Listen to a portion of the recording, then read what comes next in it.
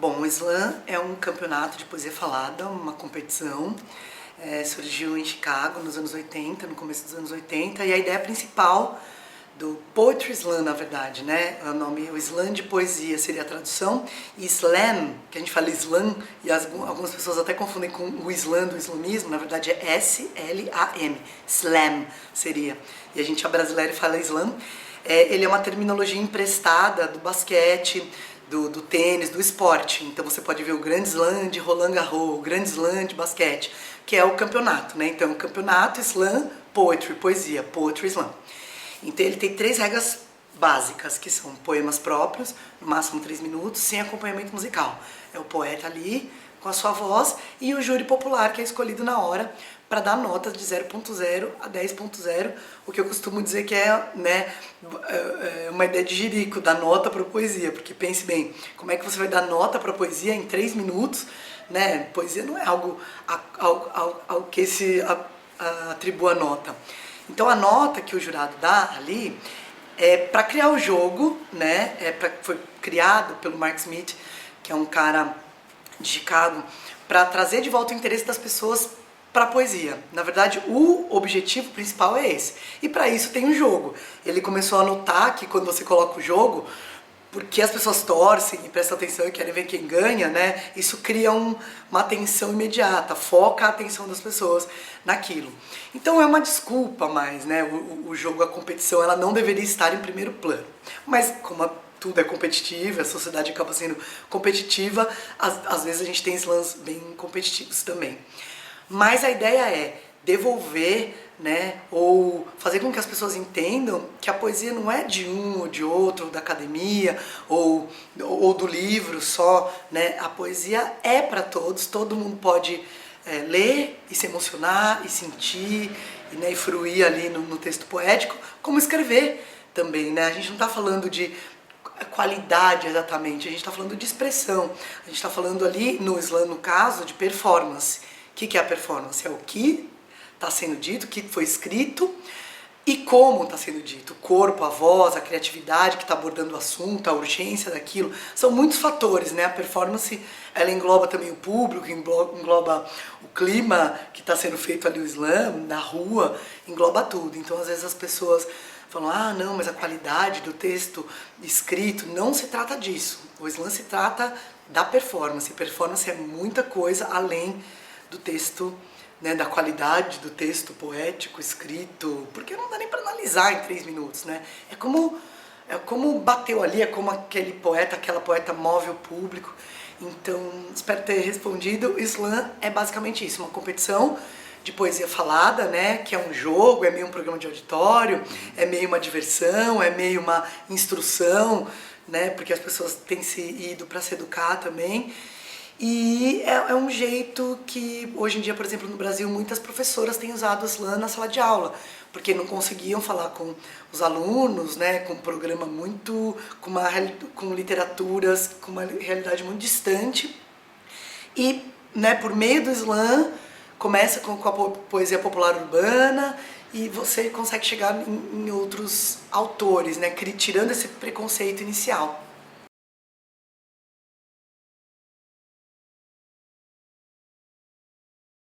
Muita gente pergunta qual a relação do sarau com o slam, se existe diferença, né? E se existe até treta. Ao meu ver, o sarau é um primo mais velho do slam, né? O sarau abriu muito caminho aqui no Brasil, em São Paulo, e no Brasil inteiro, na verdade, para que o slam fosse o que fosse, né? Eu mesmo frequentei sarau, sou muito grata e sou muito, né, sou amiga do Vaz, do Binho, do Buzo, das pessoas que fazem sarau, e muita gente no começo teve uma migrada, né? Muitos poetas que participavam dos saraus foram participar dos slams também e não deixaram de participar dos saraus, alguns deixaram. O que eu vejo que no sarau acho que tem uma coisa de não ter a competição, né? Não tem a obrigatoriedade, por exemplo, do texto ser próprio. Então tem textos de outras pessoas, as pessoas se sentem mais à vontade para ler. Não que no slam não se possa ler, né? Eu já conheci slammers no mundo que foram campeões lendo textos, né? Porque tem um mito, no slam não pode ler. Tem uma coisa do corpo que funciona às vezes melhor, mas pode se ler. Então eu acho que o sarau fica mais livre, talvez mais diverso por conta disso, né? E o slam como tem a competição e tem as regras, ele tem esse grau maior de tensão, e isso acabou recortando um pouco o tipo de público, né? Mas eu acho que a gente está numa sociedade que é uma sociedade do espetáculo, e uma sociedade capitalista, onde tudo que acontece nela vai ser cooptado pelo capital, vai ser, né, como fez com o hip hop, com o funk, eu acho que com o sarau, de certa medida, e vai acontecer com o slam. O que acontece é a história dirá o que vai ficar, né? A Cooperifa tá lá, o Binho tá lá, e que slams vão ficar, que slam tá fazendo por moda, que slam tá fazendo por... e que não tem mal nenhum também, porque tem espaço para tudo, mas a história é implacável, né? O que fica é o que fica, e a história vai dizer o que vai ficar, os saraus que vão ficar, os slams que vão ficar, tudo tem seu momento da moda, né? Então agora a explosão do sarau, agora a explosão do slam, eu sei, né, então o hip hop aconteceu isso, com o funk, com tudo que tá num sistema do capital, o capital, né, pega isso, se apropria e é bom por um lado porque tem um boom e muitas pessoas ficam sabendo, é ruim por outro lado, e é isso. Não dá pra ficar demonizando. E eu sei que a gente tá num momento ascendente do slam aqui no Brasil, que já aconteceu nos Estados Unidos, por exemplo. Foi nos anos 90, 96, 94, ali teve um boom. E abaixou a onda. E quem tem que fazer slam lá tá fazendo, do mesmo jeito. Assim como na França. Teve um levante, né? E depois tem uma baixa. Quem tiver que continuar fazendo, não tiver por onda, tiver comprometido lá com a comunidade, com a poesia, tá fazendo. E assim é no Brasil, nós estamos na subida, e tudo que sobe desce, né, também. E na Itália, por exemplo, no Chile, na Argentina, no México, são todos países que o slam tá chegando e fazendo esse boom.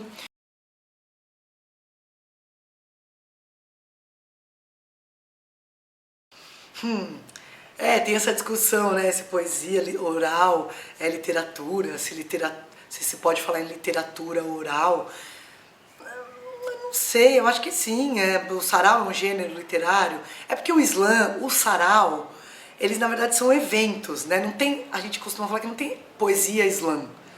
A gente fala poetry slam, slam de poesia. O slam é um evento. O sarau é um evento, não tem poesia sarau. O que é uma poesia sarau? É toda a poesia. Tem um jeito, acho que pode ter uma pegada, pode ter um jeito da poesia, uma familiaridade com a poesia que se fala em saraus. Mas se fala tudo, na Cooperifa você tem a Dona Edith até, entendeu? A menina que tá ali com o poema de amor no caderno, até o Vaz, até o menino do rap, a dona de casa, a Lu, a Rose, né? No Binho também, tem a Naruna, que fala uma poesia do Marcelino Freire, que é atriz, e tem o cara, e tem o Binho. Então, eu acho que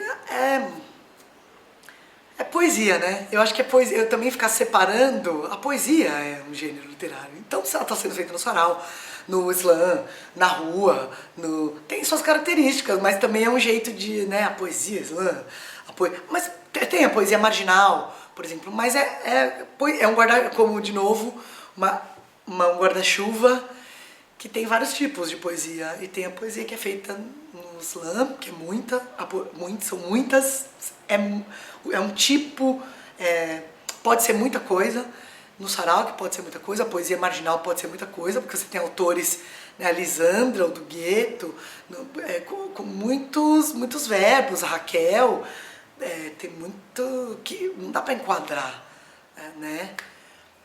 Tem umas características lá que estão falando de assuntos urgentes, muitas vezes, mas amor pode ser um assunto urgente para a pessoa ali, né? Família pode ser um assunto urgente para a pessoa ali, e pode ser abordado de muitas maneiras, né? Tem gente que tá falando ali, meu pai me abandonou e vai fazer, eu não tive, é uma declaração de amor pro pai que cuidou, ou pra mãe, o outro é uma declaração de ódio pro pai que abandonou, e tá falando de família, né? E tá falando de negritude, de Brasil, e é um assunto político, mas a pessoa tá falando de amor. Às vezes um cara tá fazendo uma declaração de amor pra uma mina. E não deixa de ser política, porque tudo é política, isso é política, né? A política não é só partidária, como nos fizeram acreditar. Né? Eu tá dando esse depoimento, alguém vir aqui gravar um projeto como o Atitude, é um projeto político. Muito embora a gente ache que política é lá na Câmara, e tem que ter uma lei. Política é tudo, é relação humana, né? Acho que é isso.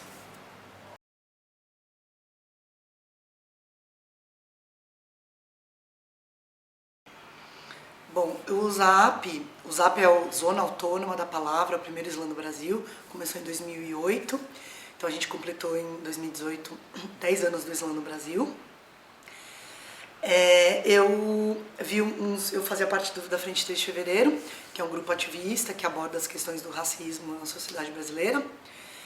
E eles me mostraram, quando a gente começou, os meninos me mostraram vídeos. Um chamava Slam, que é um filme de ficção, outro Slam Nation, e uns vídeos de spoken word, que é poesia falada, traduzindo poeticamente. E aí eu falei, nossa, Slam, eu vi esse Slam Nation, uma competição com 90 times, com 4 pessoas cada time nos Estados Unidos, e o Slam, eu falei, nossa, que incrível esse Slam, que é o Saul Williams, que eu até conheci, veio 2 anos pra cá, a gente fez um curto até com ele. E aí eu falei assim, nossa, quero... Eu viajei pra ficar 45 dias, eu ia fazer um espetáculo aqui, que era o Sim de Hip Hop, que tinha a ver com hip hop, eu fui pra pesquisar, levantar material, e fui num slam nos Estados Unidos. Fui uns 3, 4. Quando eu cheguei no Brasil, eu falei, nossa, eu quero ir no slam. E não tinha. Então eu falei pro Bartolomeu, olha, a gente tá com a faca e queijo na mão, vamos fazer. E assim surge o ZAP, o Núcleo Bartolomeu de Depoimentos, a companhia da qual eu faço parte, Teatro Hip Hop, e a gente começou. E foi muito... A surpresa foi que no primeiro slam, teve um interesse muito grande, a mídia teve, a gente teve matéria nos 2 principais jornais, porque era uma novidade, e a gente fez uma divulgação assim, com flyer e tal, eu fiz o flyer na mão, cortando, fiz meio... Dei lotado, e o segundo lotado, e o terceiro... Então, acho que veio... Era um espaço que estava precisando ser ocupado mesmo, e foi.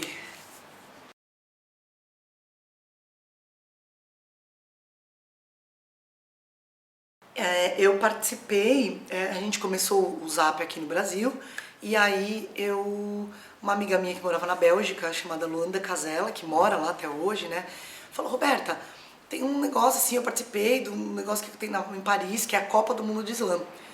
Eu acho que você devia ver lá, tal. Daí eu falei, bom, aí eu vi, tinha que ser com um campeão de cada país, e a gente não tinha aqui um campeonato nacional ainda. Aí eu falei assim, bom, eu vou mandar meu material lá, porque ela falou, eu acho que você tem que ir lá, porque vai ser importante você ir pra trazer pra cena do Brasil. Aí eu mandei meu material, falei, ó, eu organizo, nananã, e fui participar. Foi a primeira competição que eu participei, na verdade, foi direto na Copa do Mundo. E aí eu fui bem lá, fiquei em 3º lugar, e daí essa minha ida mudou tudo aqui. Porque daí a gente começou a entender, lá eu conheci pessoas do mundo inteiro. Eu conheci pessoas, sei lá, eu sempre cito o Stélio Luiz Pierre, que é da Ilhas Maurício, que dá aula com Islã, usando Islã, mas no fundão das Ilhas Maurício, na África, para criança com Islã. Aí um cara da Rússia, né, um cara da Argentina, um cara de Portugal. Então essas conexões abriram muito e contribuíram muito para o Islã ser o que é hoje no Brasil, né? A partir da minha ida lá, teve uma abertura aqui também para a gente fazer nosso campeonato nacional e mandar um representante todo ano. A gente já participa, acho que há 9 anos, se eu não me engano, não, 7, da Copa. E é isso, e aí eu, né, fui participando de slams aqui no Brasil, e chamada para feiras literárias e tal. E é isso. Aí participei lá nos Estados Unidos também, no Green Mill, que é o lugar onde começou o slam. E foi indo, é isso.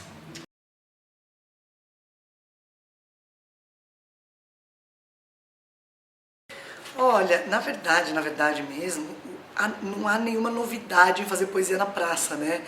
Porque na Grécia mesmo, ou em algumas modalidades na África, ou até no Brasil, a gente tem o repente que acontece em praça pública, né?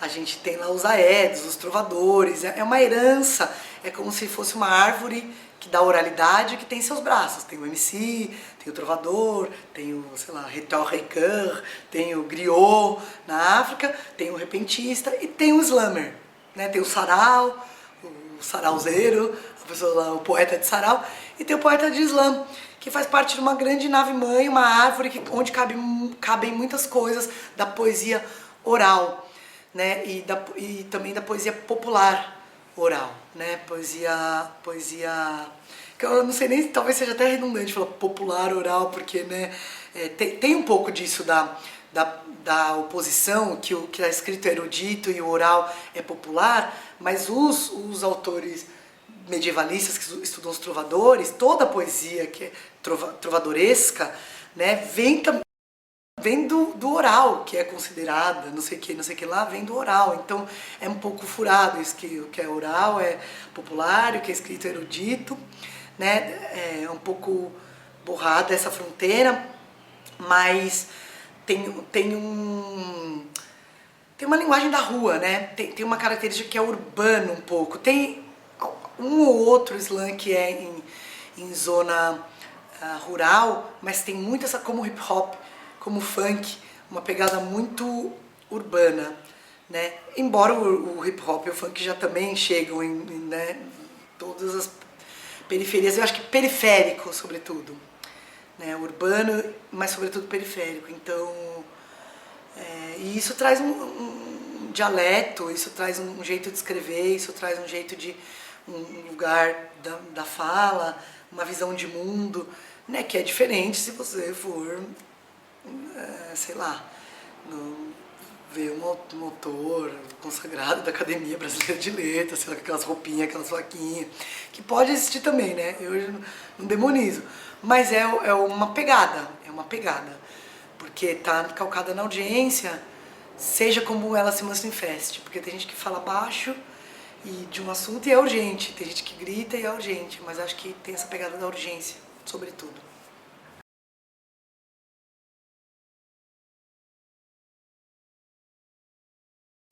Eu acho que a rua, né, é esse lugar de todos e de ninguém, e ainda mais nesses tempos que a gente está vivendo, né, que tem umas coibições, um silenciamento que já houve, o silenciamento dessa população, né, que está na borda, na periferia, na margem, essa literatura marginal sempre teve que encontrar por onde, né?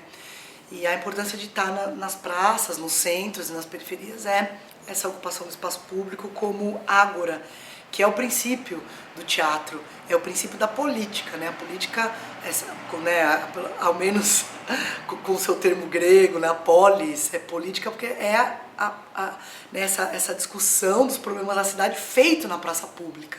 Então a gente volta para esse sentido da política que só que é política com poética, né? Então eu acho que é bem mais avançado, com 3 minutos para cada um falar, não fica um cara lá falando político que você não aguenta, cada um do jeito. Então eu acho que é uma maneira, o slam também tem um lado do entretenimento, da diversão, da educação não convencional, e tem um lado da política. É um lugar onde se discute política de uma maneira não convencional e política mais poética, política aliada à poética, que eu acho que é o futuro, assim, para se discutir política, né? Com poesia é muito mais avançada a discussão.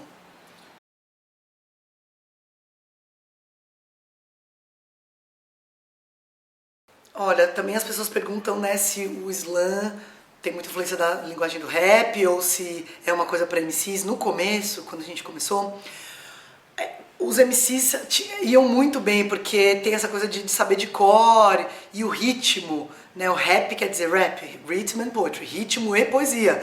E a poesia ritmada no slam vai muito bem, ela dá uma dinâmica, né, para performance.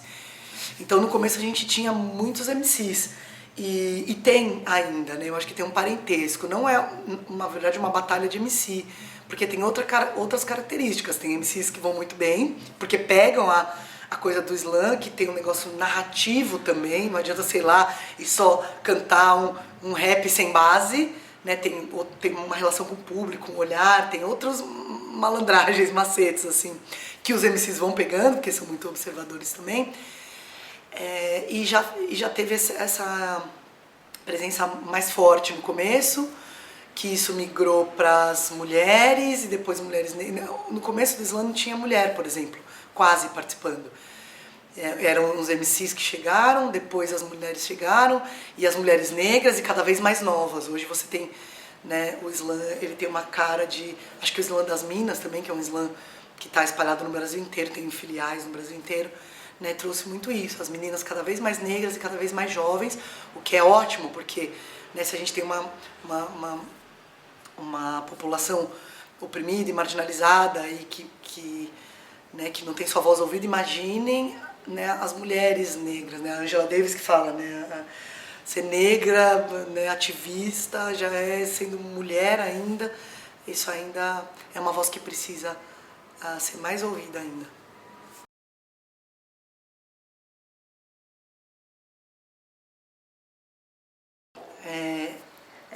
O Islã teve uma adesão muito grande da juventude periférica. Eu acho que isso se deve à falta de espaços que essas pessoas, que esses jovens e essas jovens têm para se expressarem e, sobretudo, não é só para se expressar, para terem sua voz ouvida. Porque é muito diferente ter uma voz, todo mundo tem voz, né? Então ninguém dá a voz para ninguém, não sei o que dá a voz. O Islã, mais do que dar a voz, ele faz com que essas vozes sejam ouvidas. Né? A voz ser ouvida implica ter outra pessoa ouvindo. E muitas pessoas têm voz agora, né? Que essa voz seja ouvida. Então eu acho que o principal motivo é esse. Que as pessoas sentiram que as suas vozes foram ouvidas. E sentiram que elas podiam ter um lugar ali de, pô, sou um slammer, sou um campeão, posso ir para a França, posso fundar o meu coletivo aqui muito facilmente, porque o slam é um negócio muito fácil de fazer, precisa basicamente de gente para falar, gente para ouvir, uns jurados ali para levantar umas notas, é muito fácil, não precisa nem... E isso, o slam tomou uma proporção muito grande na rua, aqui no Brasil, né? Isso é diferente de em outros lugares do mundo. No Brasil hoje deve ter, sei lá, 5 slams indoor, assim, dentro de teatro, bar, né? Que o Zap é um deles, e outros, o resto é tudo na rua. Então essa coisa de ser na rua, você não precisa nem pagar, você tá na rua. Não precisa nada, precisa gente para falar e para ouvir. Então é um jeito barato de congregar e fazer uma coisa divertida, que ninguém tem que pagar para participar, que todos e todas podem participar, e onde todos e todas podem ser ouvidos e ouvidas.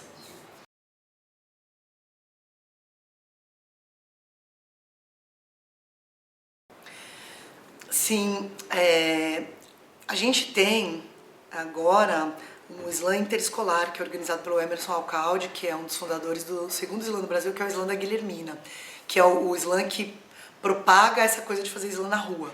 É o primeiro slam de rua do Brasil, o slam da Guilhermina.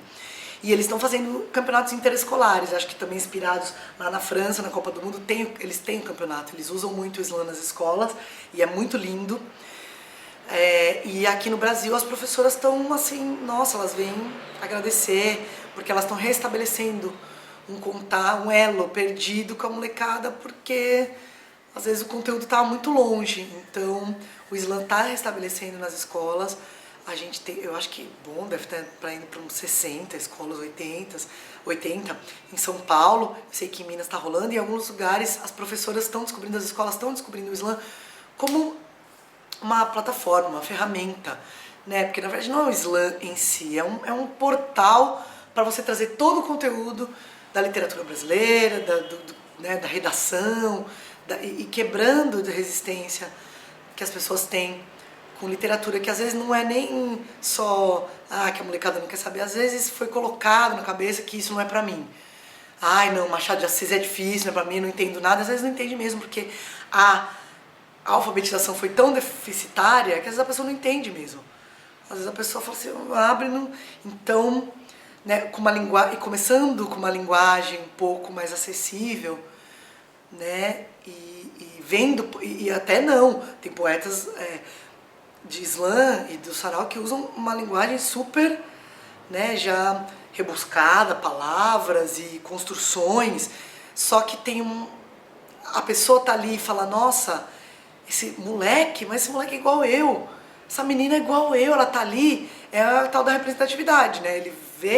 Ela vê ali uma possibilidade, nossa, então eu também, pode ser que eu possa também. E isso aí é tudo, né? Abriu essa possibilidade da pessoa falar, eu posso ler, escrever, ir no slam entender, ler um livro que, né? Ah, o Machado de Assis, tá.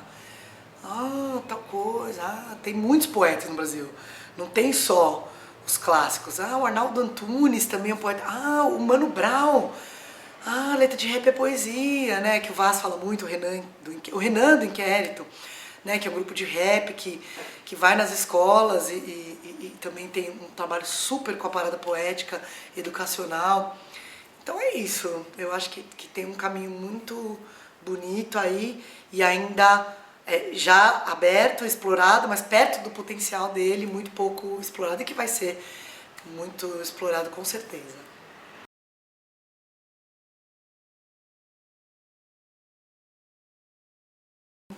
Bom, o Banks, né, ele foi uma figura muito querida que frequentou muito o Zap, eu acho que ele até deve ter começado, se não lá, mas ele, se não começou lá, ele foi um lugar onde ele se formou bastante como slammer. O Zap é um lugar que tem muita diversidade, como ele sempre foi no centro, sempre vem a gente da norte, sul, leste, oeste, Osasco, de fora de São Paulo, né?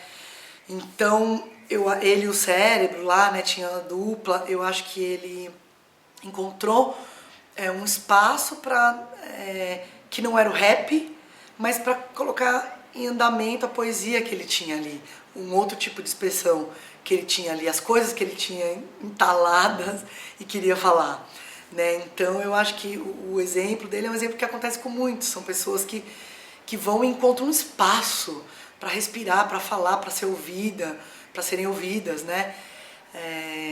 E daí depois ele saiu, foi pro Resistência lá junto com os meninos, com o Sérgio, com o Delcio, com o Charles, com a Lica, e ficou pouco tempo, né, porque ele veio a falecer, mas eu acho que foi inestimável assim, a contribuição dele, porque ele trouxe, também teve um susto assim, nossa, o B-Boy Banks, mas ele é dançarino, e ele está agora falando poesia nos slams, você pode ser muitas coisas também, acho que quebrou um pouco a barreira de que se você é uma coisa, você tem que ser a vida inteira.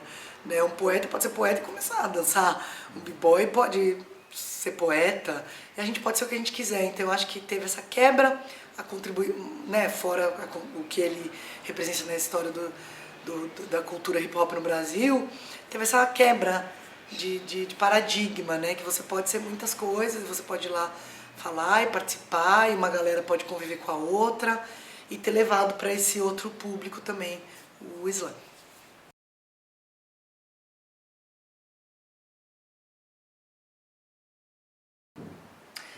Bom, então eu vou pegar esse livro aqui, que é da Tula Pilar. Ela morreu recentemente, nos deixou, era uma figura carimbada no Sarau do Binho, foi campeã do Zap numa edição. E aqui são textos.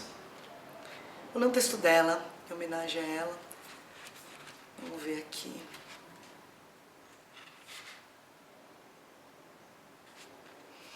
Africanidades. Rufem os tambores, acendam as luzes, estamos chegando para brilhar. No sorriso, o sol, a pele cor da noite, que no passado era vergonha para a sociedade. Hoje, a luta pelo respeito, igualdade e dignidade para mudar a realidade. Toquem os tambores, ouçam os rumores, poder para as mulheres negras. Tragam no sangue e na ancestralidade gente que foi escrava de verdade. Na distinta afeição, o sorriso do meu bisavô, pura africanidade. Minha avó chicoteada aos 12 anos de idade, apanhou por rebeldia, desobediência. Sinhá não teve piedade, sim maldade, inconsciência. Toquem os tambores, batam palmas. A africanidade está cravada em minha alma. Hoje é dia de consciência. Ainda não recebi minha carta de alforria. Somente chibatas dessa sociedade hipócrita. Luiz Gamo, libertador de escravos dos meus irmãos, quando pôde, salvou. Bata tambor, batuca negro, chum, xangô, pés descalços, rainha nagô. Consciência negra? Poder e voz para as mulheres negras. O batuqueiro do pagode ainda está no fundo do nosso quintal. Os tambores africanos nunca vão calar. O grito que sai da garganta dessa gente brasileira, a consciência é negra, é pele escura. Mas o sangue que corre nas veias é igual em todos os irmãos. Toquem os tambores, batam no peito, o povo negro está chegando para brilhar. Tula Pilar, nossa querida que está em outro plano, nos olhando, também uma poeta incrível, maravilhosa e muito autêntica.